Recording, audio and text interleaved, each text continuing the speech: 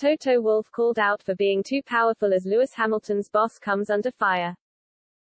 Toto Wolff has been branded too powerful for Formula One as former world champion Mario Andretti has hit back at the Mercedes boss.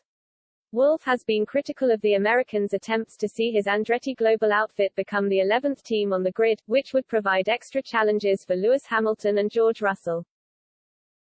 Earlier in the year, Andretti applied to join F1 and see the number of teams expand, even entering talks with Renault regarding an engine arrangement. However, his attempts were widely condemned by Wolff, who questioned whether Andretti's venture would be of any benefit to the sport.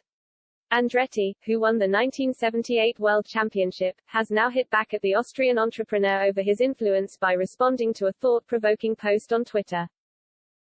In response to a tweet from Grand Prix 247 which probed Toto Wolff too powerful for F1?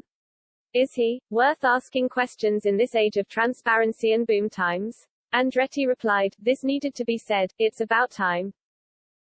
Speaking to The Athletic back in May, Wolff slammed Andretti's attempts to see the grid expanded, insisting that those involved in F1 don't wish to see the sport potentially diluted following the arrival of another team.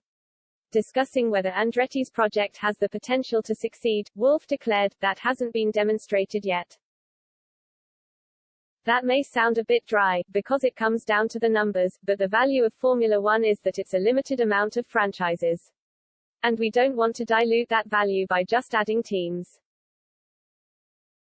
We have 10 entries today. We divide the prize fund among those 10 entries. We have invested considerable amounts over the last 10 years.